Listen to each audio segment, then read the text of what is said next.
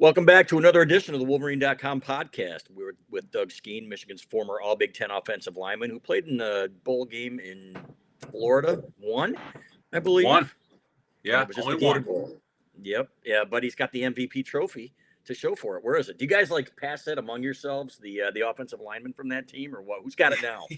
Yeah. I think there are multiple trophies, and here's a little known fact: they only gave that trophy to the starting 5 offensive linemen, and I technically didn't start that game.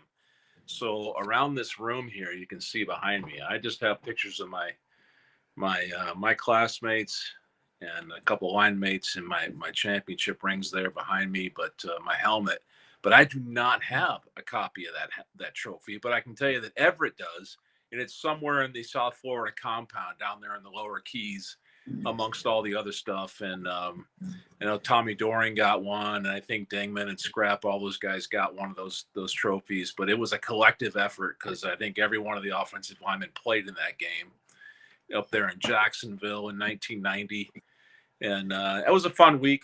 I was just reminiscing about the old bowl trips and which ones were fun and what we did. My kids were asking about it, and I said the highlight of that week for me, looking back on it, obviously outside the football game, there were 2 things that happened. Number one, we got to go visit and tour an active duty aircraft carrier at the naval base.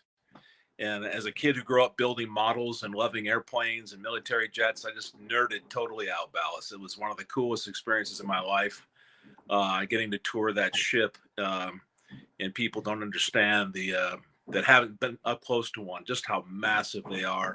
So that was a really cool experience for me and several of my teammates.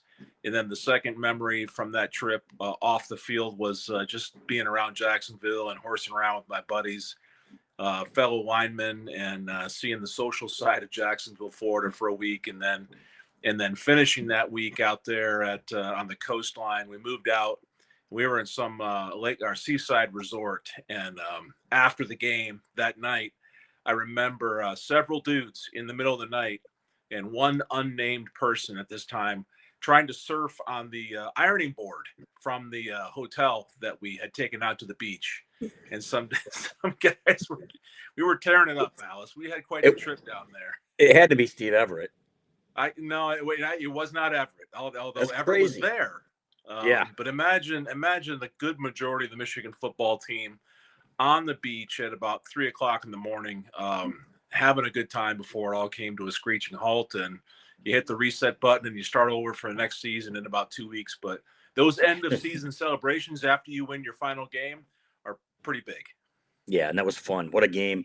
Watching guys. If I had my way, I'd get you a trophy. I'll search some pawn shops down there and see if maybe if one of those guys comes on hard times and trades that trophy, and we'll get you one. So yeah, we'll cross our fingers. We'll cross our fingers that one of these guys was destined to. So that was fun to watch, though. And boy, I'm excited for these guys. This is the 4th Orange Bowl now, I believe. Oklahoma in the 70s, the Tom Brady game. Than the Florida State game a few years ago. This is the biggest, and much on the and you can feel it down here.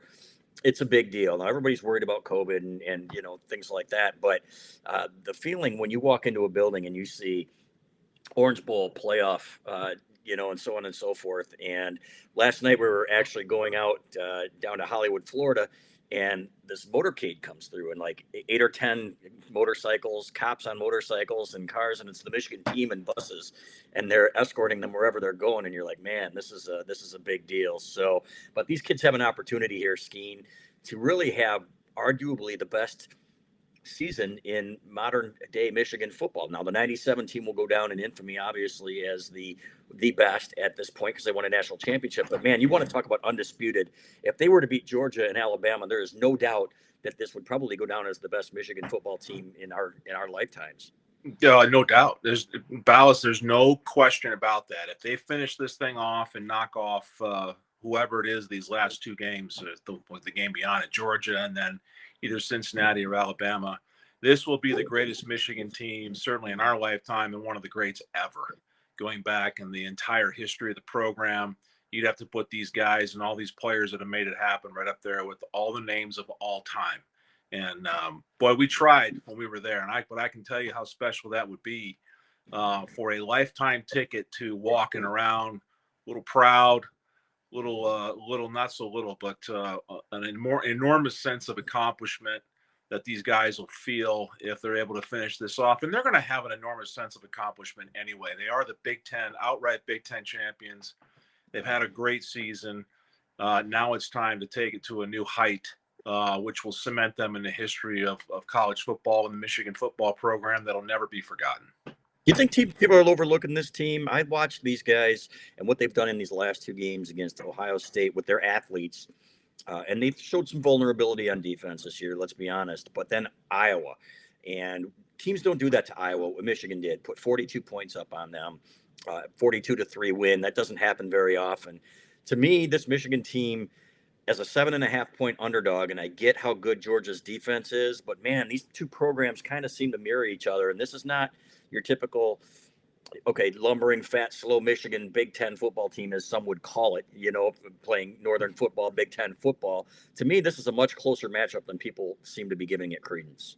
Well, I wonder how much of the SEC football culture has to do with the line and certainly the build up to the game.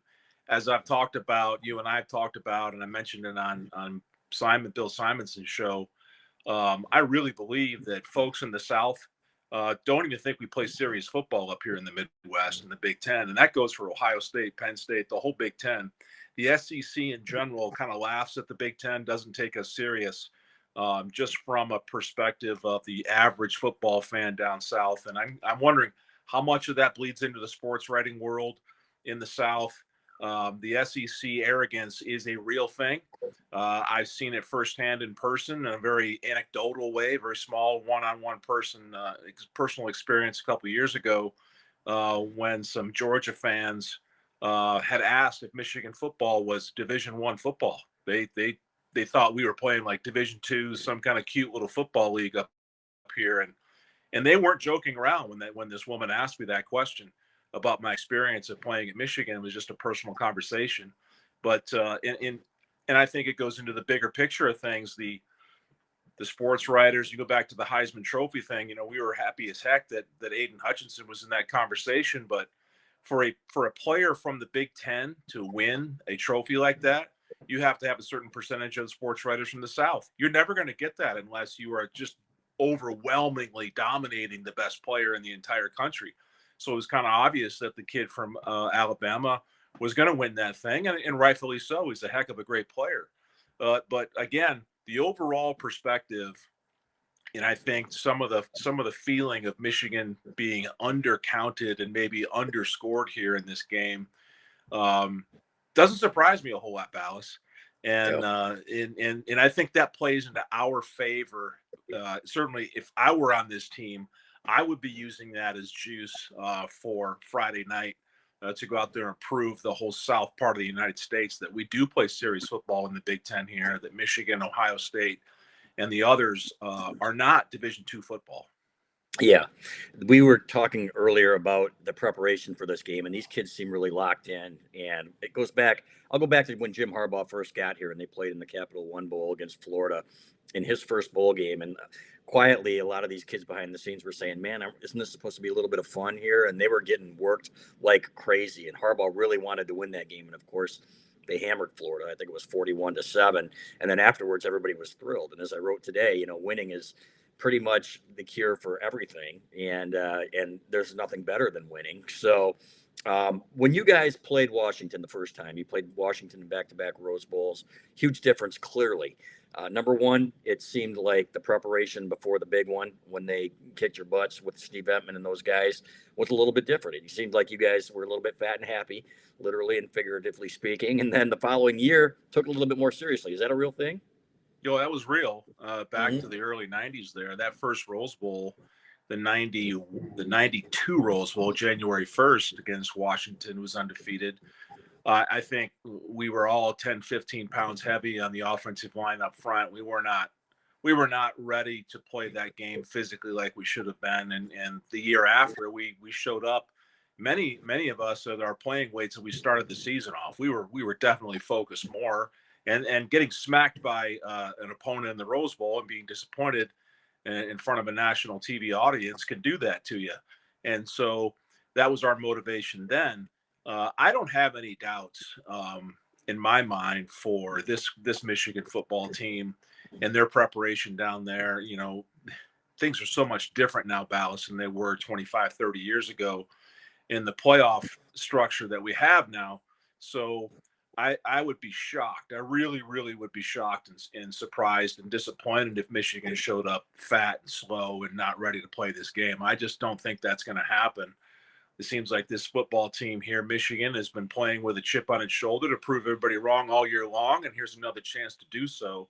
So I expect the Michigan football team to take the field in this game against Georgia, looking ready to play and go out and execute and do what they know they can do. Yeah, it's interesting where they are now. People are talking to us like, "Boy, you owe Jim Harbaugh an apology," and so on and so forth. And you picked them to be 7-5, and you've been too hard on him. And I was thinking to myself, well, you know what? Expectations, as you've always said, are to compete for and win championships. And we gave him his due. 2016 could have gone either way, right? A better call here or there. We gave him his due for that. At the same time, last year was an abomination, and I think he would be the first one to admit it. The culture and everything else. Two things. Number one, how quickly he turned it around. Number two, how he looked to be the old Jim Harbaugh again. And we wrote and we talked about that. That's where it begins. So, no, we're not apologizing. At least I'm not. But to me, with Jim Harbaugh, that's where this whole thing really, the turnaround began. Am I right? Oh, no doubt about it, Balas. And you and I have talked about this really since really kind of October. And the month of September, we kind of watched this and went, okay, maybe this is different. Maybe this team is, as they claimed they were going to be back to the winter time, that maybe this team is different. By the middle of the year, you and I had both said, okay, this team is different, but we still need to see the performance through the end of the season before we start drinking any blue Kool-Aid, because we had been burned so many times by drinking that Kool-Aid too early. And so we've been praising Jim Harbaugh, and you and I have been talking about this on this podcast all season long here since the middle of the road, and through the Big Ten championship game. Jim Harbaugh deserves all the credit he is due, and you and I have been issuing that this season, certainly as the trophy was hoisted, for the changes that he made to himself personally, the way he approached it, and his assistant coaches, and the way he's found a way to motivate this team and put together the special recipe that produces championship trophies. And that's exactly what he's done. The flip side of that, last year was terrible. The team sucked. They quit in games and they looked horrible. And yeah, when you're the head football coach of any program, you get to own that too. And so old players like me and guys like you that write about the program, that watch this stuff, and we can compare the good, the bad, and the ugly seasons. Last year was really, really bad by Michigan standards. And the year before that, when we got thumped by Ohio State and it wasn't even close, he gets to own that too. And the year before that, when he got thumped by Ohio State, he got to own that too. That's just part of the deal. But the flip side is in this season that he gets to own all the positives too. And this is the great part about being a former player and a Michigan fan nowadays, is that you see the team performing to the way we all expected it to be. We've known that Jim Harbaugh has had NFL talent on these teams because we see how many guys go off into the league and do very, very well. We can go right down the list.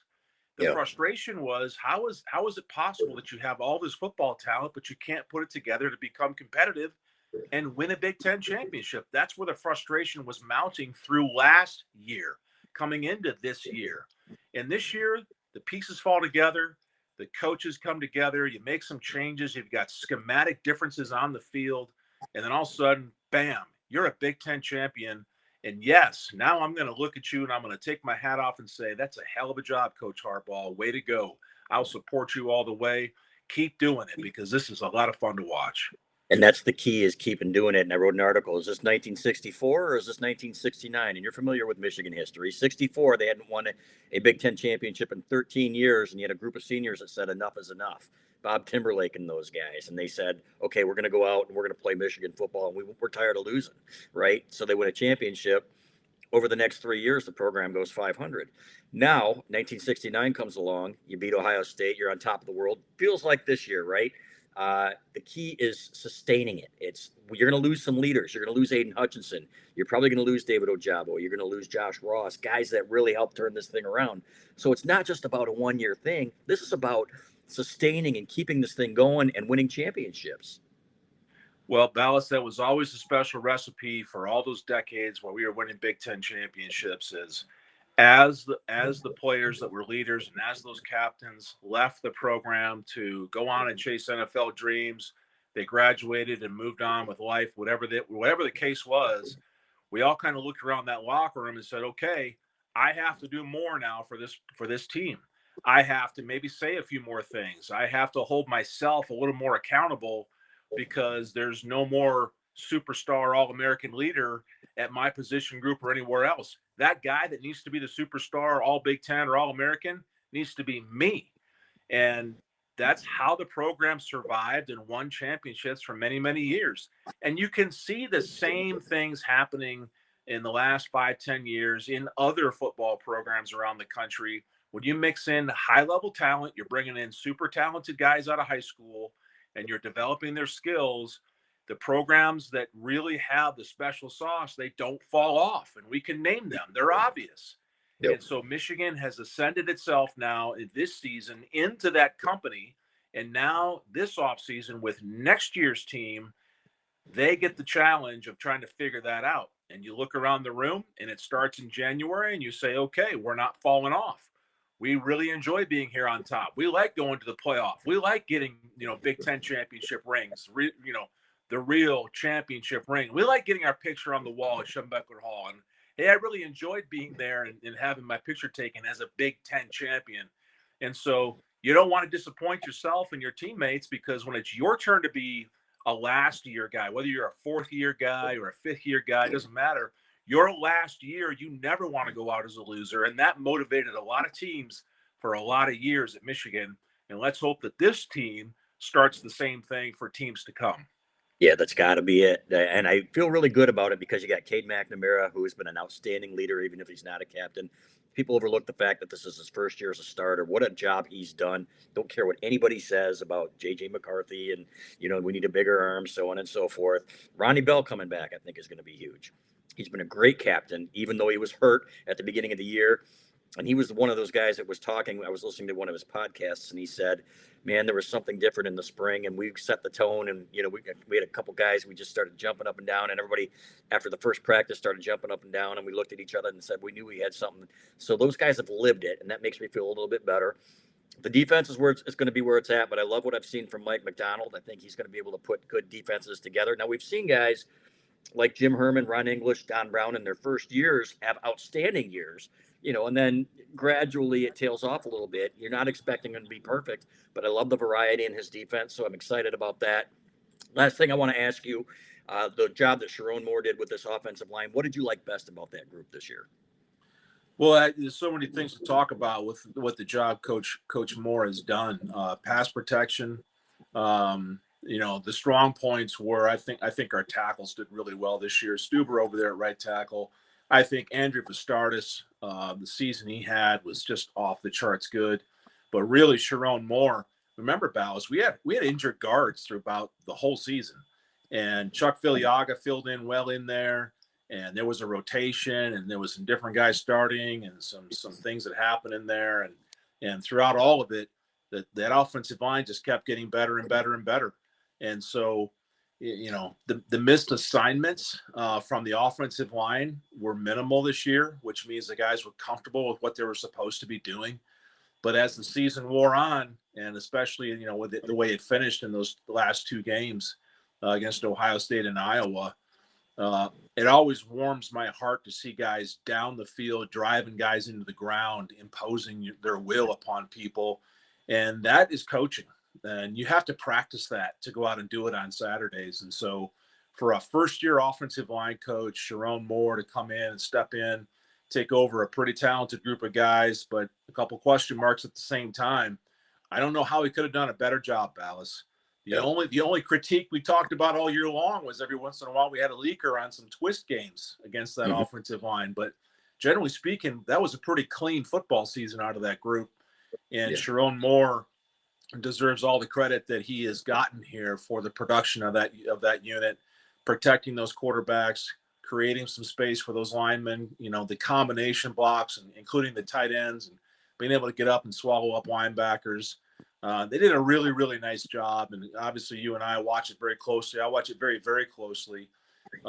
It's just, it was certainly a pleasant surprise, because admittedly, I had questions coming into this season about how good this offensive line was going to be with a guy who had never coached the group before. And so, again, if I had a hat on, I would take it off and say, that's a heck of a job, Coach Moore. And now we just got to keep it going. But it's a great way to start off. Warms the cockles of your heart, as Jim Harbaugh would say. So I got Yes, Michigan it losing does. a tight one to Georgia. I got Michigan losing a tight one to Georgia. Skene, I've been off 3 or 4 times this year. I don't know. I think they can certainly win this game. I think Georgia's going to be the toughest defense they've faced. It could go either way. For some reason, my gut's telling me a tight loss. Real quick, your prediction? I'm the opposite, Balas. I think this team's got something going. I think they've got why not us attitude. No one is really expecting them to win. And throughout the course of this season, going back to the beginning, I circled them some losses, and they proved me wrong all year long. I'm not going to go down that path again. I think Michigan wins a tight one. A one possession victory for Michigan, and we go on and play for a national championship. There it is, folks. Doug Skene does not hate Michigan, and so, unbelievable. So, Skene, you've done a great job all year long. I appreciate it. We'll talk to you after the game and do our recap and our breakdown, but really appreciate your time. Hey, Happy New Year, Balas. Everybody be safe and go blue.